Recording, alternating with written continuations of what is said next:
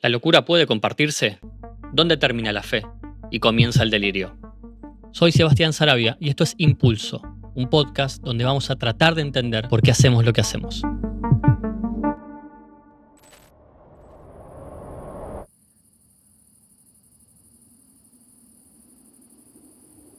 Madrugada del 27 de marzo del 2000, en un PH de 2 plantas del barrio porteño de Saavedra, los vecinos escuchan gritos desesperados que atraviesan las paredes. Rezos, cantos, llantos. Hace 5 días que esa casa está sumida en un ritual que nadie comprende.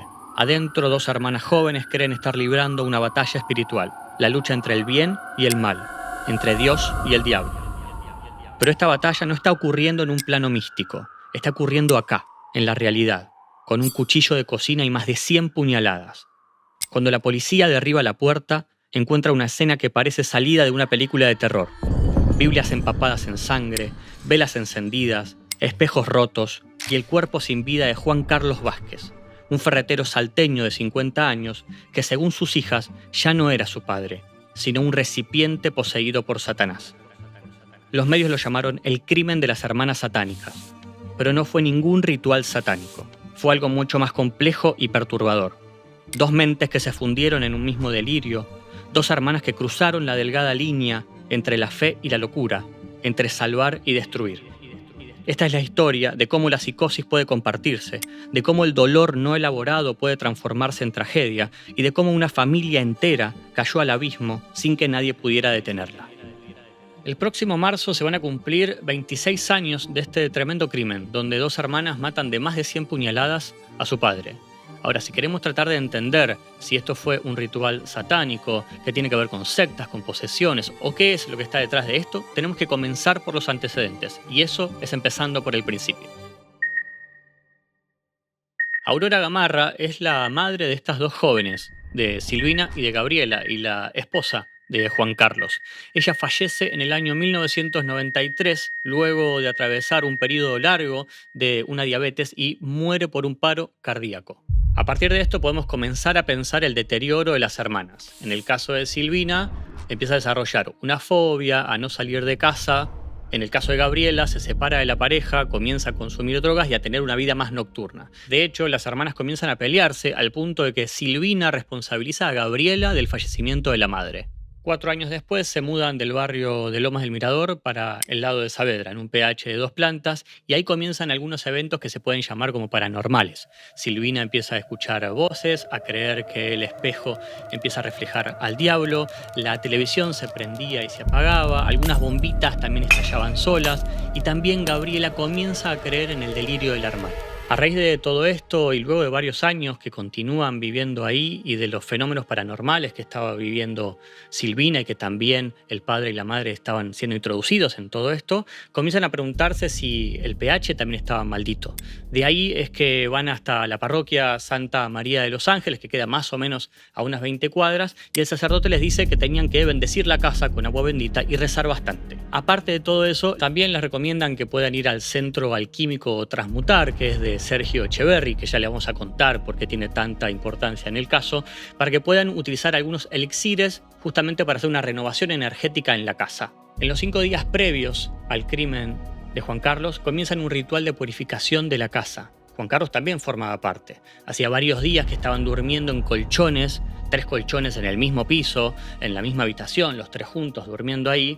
Estaban comiendo bastante poco, venían aislados hacía 5 días, rezos, cantos, llantos, todo esto desesperado, y realizaban baños con elixires que terminaron siendo sustancias no identificadas. Nos queda preguntarnos por qué Juan Carlos participaba del ritual.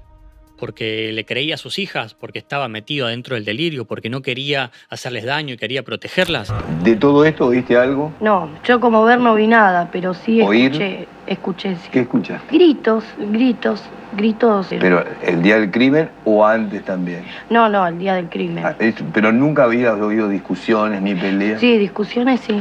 Y a las chicas las veías y eran normales. Y sí, eran lo que aparentaban. Finalmente, el 27 de marzo, en la madrugada, la policía ingresa a la casa derribando la puerta y se encuentra con lo siguiente. Silvina estaba arriba de su padre y lo seguía acuchillando. Juan Carlos todavía se sostenía con una mano de una de las barandas porque había sido totalmente consciente de lo que había pasado. En el piso había vómito, había muchísima sangre, había Biblias totalmente ensangrentadas, había algunos elixires o sustancias totalmente desconocidas.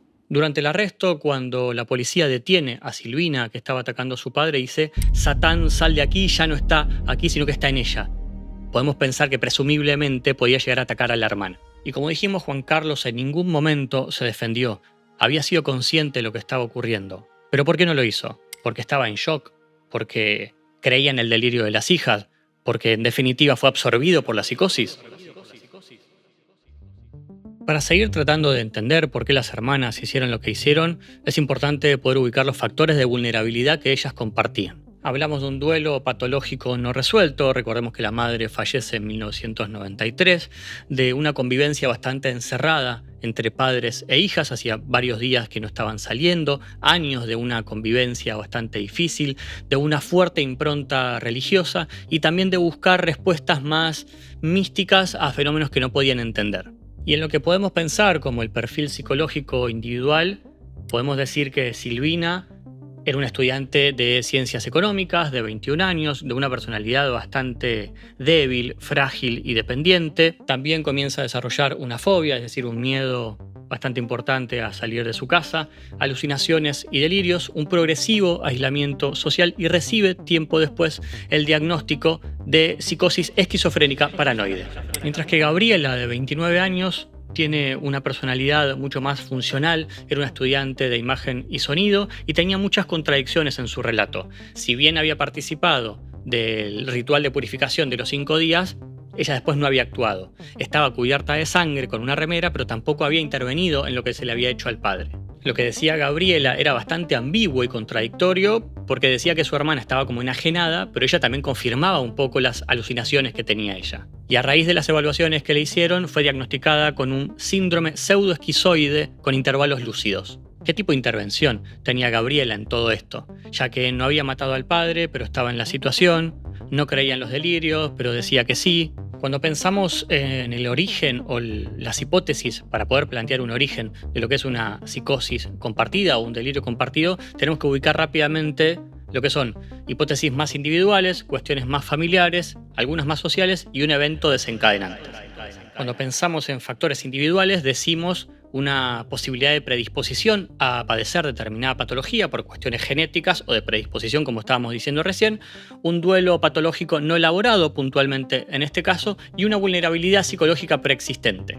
Y cuando pensamos en factores familiares, por ejemplo, una madre que fallece, que era el eje fundamental de la familia, un padre que queda viudo, bastante imposibilitado de contener a sus hijas emocionalmente, un aislamiento del núcleo familiar y una fuerte crianza con una impronta religiosa. Y cuando abordamos los factores más sociales, podemos llegar a ubicar que el sacerdote únicamente pensó en el agua bendita como resolución de todo esto, o la falta de intervención del sistema de salud mental a partir de que ya había señales claras, y sobre todo, y este es un dato bastante importante, la intervención que tuvo el Centro Alquímico Transmutar.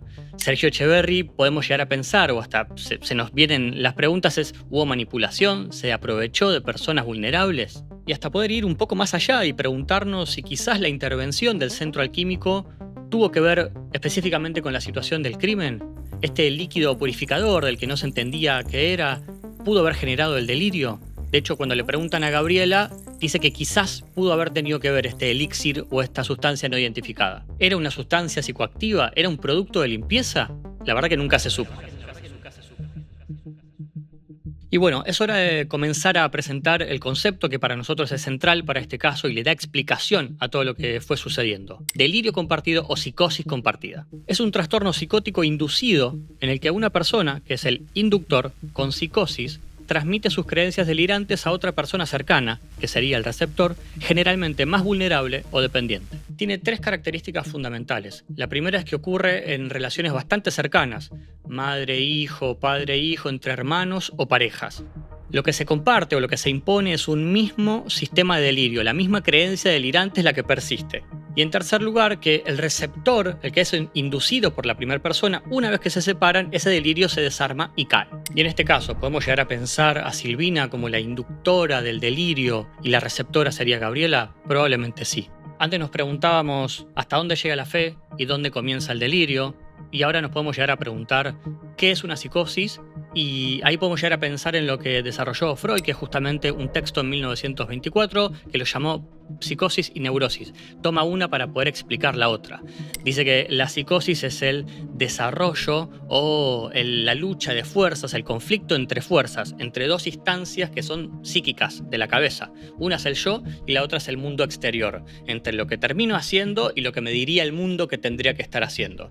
De ahí es que uno no tiene cierta conciencia, que se rompe el lazo con la realidad, y hay generalmente lo que se denomina como fenómenos elementales, alucinación y delirio. Y por el lado de la neurosis, también lo que dijo Freud para ese momento, imagínate que lo dice desde 1924, también la neurosis es el desarrollo o el desenlace de un conflicto psíquico entre el ello, las pulsiones, lo que tengo ganas de hacer, y el yo. Es decir, entre lo que deseo y lo que efectivamente hago. ¿Qué es lo que termina ocurriendo ahí? Hay síntomas, uno tiene insight, el contacto con la realidad está mucho más preservado, no hay tanta alucinación y delirio, y en todo caso habría más algo del orden de la ansiedad o de la angustia. Todo esto nos confirma algo que es importantísimo saber, que las personas que desarrollan una psicosis o están en un brote psicótico son altamente sugestionables. Y lo que es importante ubicar acá es si esto podía haberse prevenido o qué señales de alerta había que tener en cuenta y nadie vio. Porque cuando pensamos en las señales de alerta sobre este caso, decimos 1993 fallece la madre, 1997 está la mudanza y todos los fenómenos paranormales. Es decir,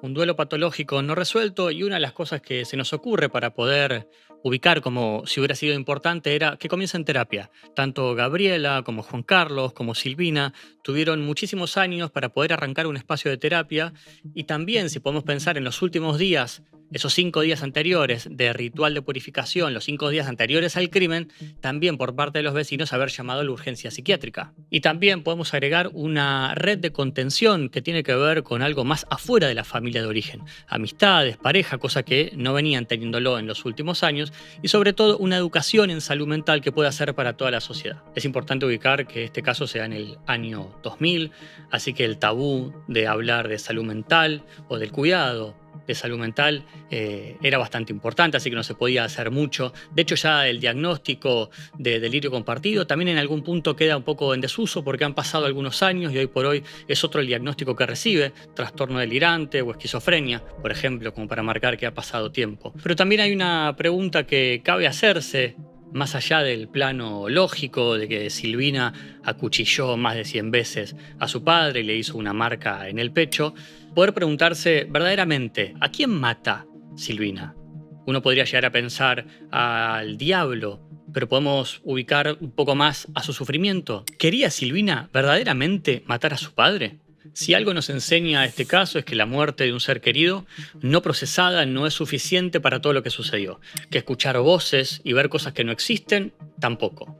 Que buscar respuestas en lo espiritual por sí solo tampoco es determinante. Pero todo eso junto, sumado a la influencia de figuras externas que alimentaron sus creencias y a la ausencia de una intervención en salud mental a tiempo, terminó en tragedia. ¿A quién mató Silvina esa madrugada? En términos literales, a su padre. En términos psicológicos, quizás intentó matar su propio dolor. El vacío que le dejó su madre hace 7 años atrás, el miedo que no podía nombrar y la realidad que ya no podía soportar. Por eso, este es un mensaje para todos. Cuando alguien te dice que escucha voces, que ve cosas, que siente algo sobrenatural que está ocurriendo, no lo minimices. La espiritualidad puede coexistir con la salud mental, pero nunca debe reemplazar un tratamiento profesional. Una intervención a tiempo puede salvar vidas, incluso cuando el mal que creemos enfrentar está solo en nuestra mente. Por hoy dejamos acá.